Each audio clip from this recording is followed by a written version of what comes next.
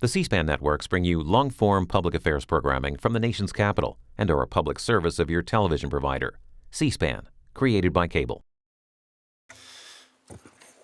Thank you. It is an honor to be here.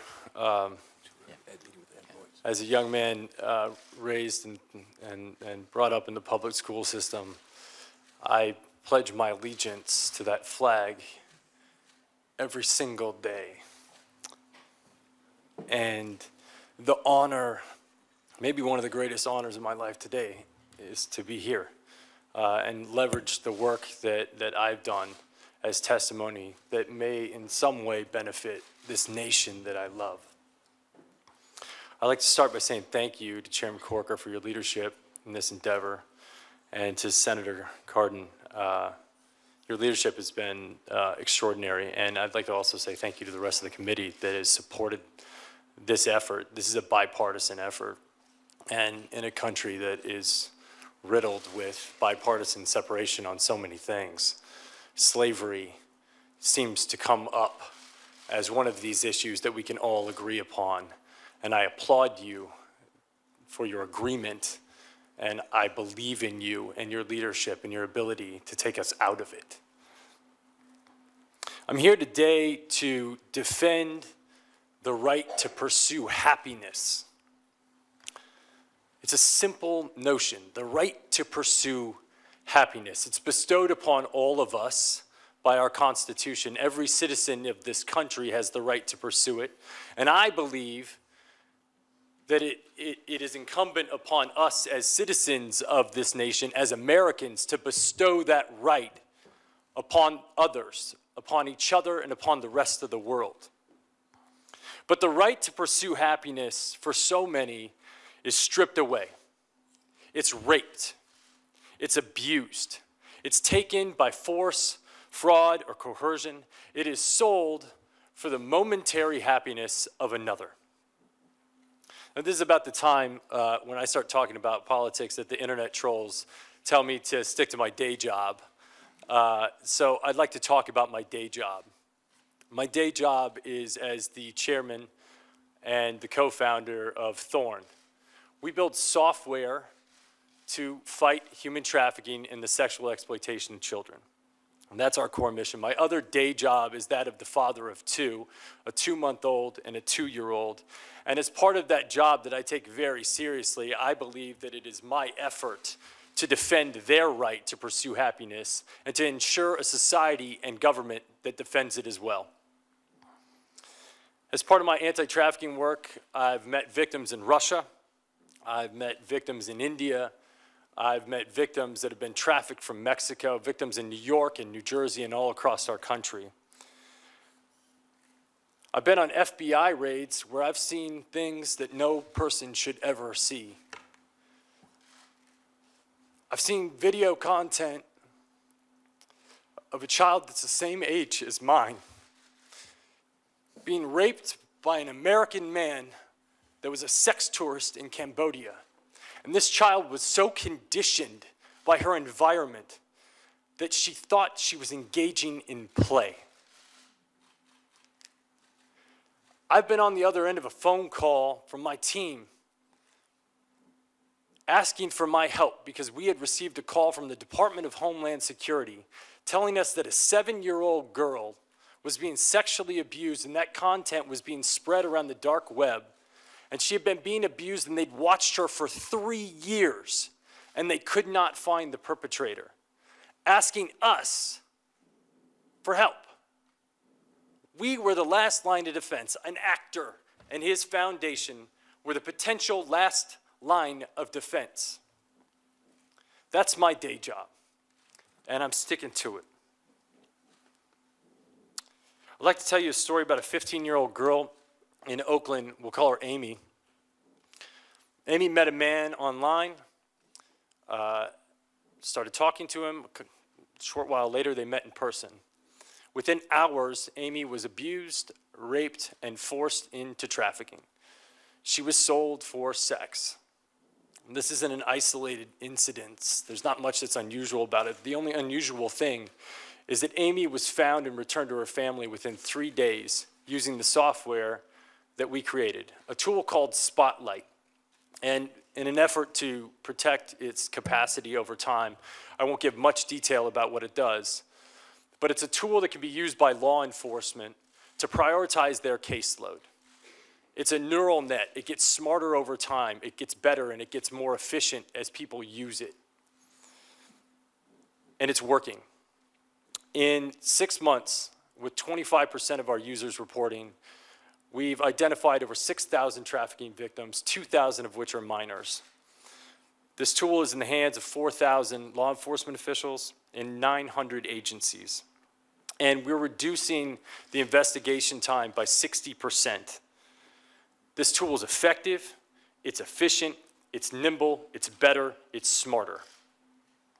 Now, there's often a misconception about technology that in some way it is the generator of some evil, that it's creating job displacement, and that it enables violence and malice acts. But as an entrepreneur and as a venture capitalist in the technology field, I see technology as simply a tool without will. The will is the user of that technology, and I think it's an important distinction. An airplane is a tool. It's a piece of technology. And under the right hands, it's used for mass global transit, and under the wrong hands, it can be flown into buildings.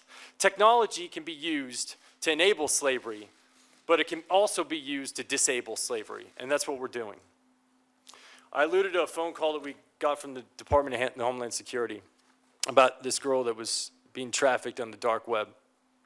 Now, it's interesting to note that the dark web was created in the mid-90s. It was a tool that was created by the Naval Research Lab called Thorn, a tool with absolute purpose and positive intention for sharing intelligence communications anonymously. It's also been used to help people who are being disenfranchised by their government within political dissent in oppressive regimes. But on the other side, it's used for trafficking, for drug trafficking, for weapons trafficking, and for human trafficking. And it's also the warehouse for some of the most offensive child abuse images in the world. Now, when the Department of Homeland Security called us and asked for our help and asked if we had a tool, I had to say no. And it devastated me. It haunted me.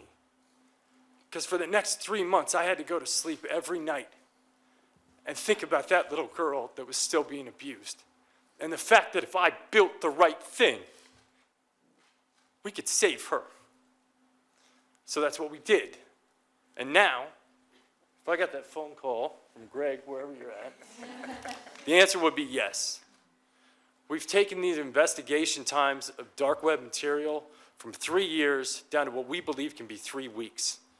The tool is called Solus. Once again, I won't go into too much detail about the tool, but it's being used by 40 agencies across the world today in beta, and we believe that it's going to yield extraordinary results. And just like Spotlight, it gets smarter and more efficient and more cost-effective over time.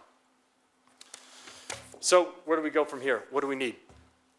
Obviously, we need money. We need financing in order to build these tools. Technology is expensive to build, but the beauty of technology is once you build the warehouse, it gets more efficient and more cost-effective over time. I might be able to present to you a government initiative where next year I come back and ask for less. And to me, that's like, it seems extraordinary. The technology we're building is efficient, it works, it's nimble, because traffickers change their modus operandi, and we can change ours as well, just as efficiently, if not more efficiently, as they can. It's enduring, and it only gets smarter with time. We also are collecting data. We have KPIs. We actually understand that if we're delivering value, we increase our efforts in that area. If we're not delivering value, we shut it down. And it's a quantifiable solution. One of my mentors told me, don't go after this issue if you can't come up with a quantifiable solution. We can quantify it, and we can make the work that we're doing and the initiatives that you put forth accountable. My second recommendation is to continue to foster these private-public partnerships. Spotlight was only enabled by the McCain Institution and the full support of Cindy McCain and a man that I find to be not only a war hero, but a hero to this issue, John McCain. It wasn't just created by them. There was extraordinary support from the private sector. Company Digital Reasoning out of Tennessee stepped up to the plate. They offered us effort, they offered us engineers, they offered us support and pro bono work. We've had the support of companies that oftentimes war with each other, from Google to Microsoft to AWS to Facebook. And some of our other technology initiatives include many, many other private companies. It's vital to our success. These private-public partnerships are the key. The third thing I'd like to highlight is the pipeline. You know, we sit at the intersection of discovery of these victims, but the pipeline in and the pipeline out are just as vital and just as important, and addressing them are just as important. I'd like to highlight one thing in particular, that being the foster care system. There are 500,000 kids in foster care today. I was astonished to find out that 70% of the inmates in the prison across this country have touched the foster care system, and 80% of the people on death row were at some point in time exposed to the foster care system. 50% of these kids will not graduate high school, and 95% of them will not get a college degree. But the most staggering statistic that I found was that foster care children are 4 times more likely to be exposed to sexual abuse.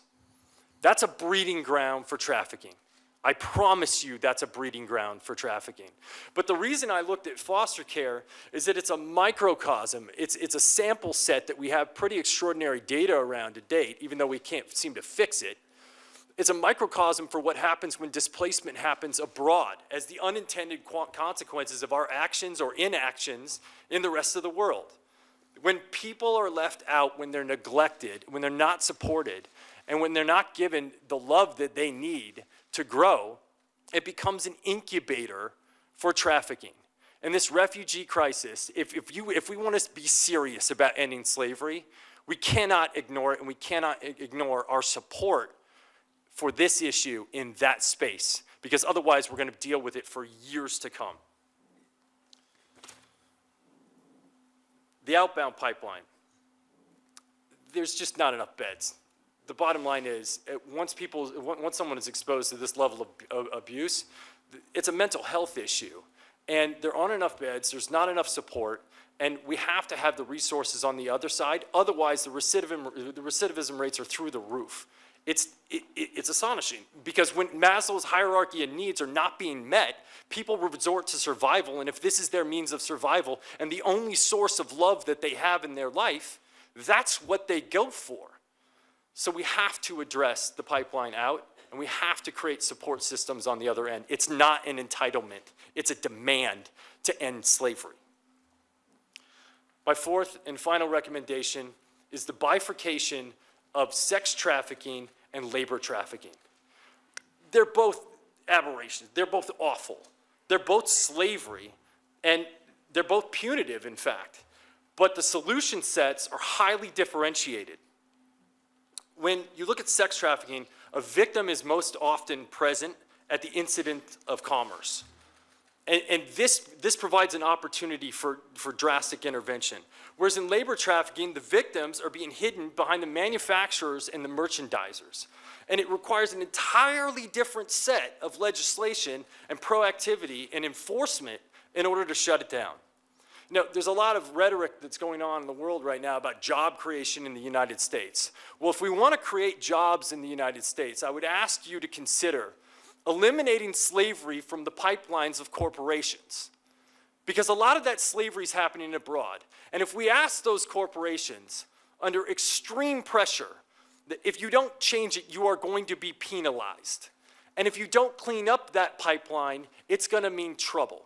And they're forced with 2 decisions. They can either clean up the pipeline abroad, or they can move the jobs to the United States of America, where they can be regulated and supported. Bringing jobs to America can be the consequence of doing the right thing, or it can be the consequence of doing the wrong thing. But that choice is up to you. Now, it's not lost on me that all of this disruption in our marketplaces is going to have economic backlash. Like, that is not lost on me at all. But I ask you, do you believe that Abraham Lincoln had to consider the economic backlash of shutting down the cotton fields in the South when he shut down slavery? Because I'm sure that weighed on his mind. You know, happiness can be given to no man. It must be earned. It must be earned through generosity and through purpose. But the right to pursue it, is every man's right. And I beg of you that if you give people the right to pursue it, what you may find in return is happiness for yourself. Thank you. Thank you so much.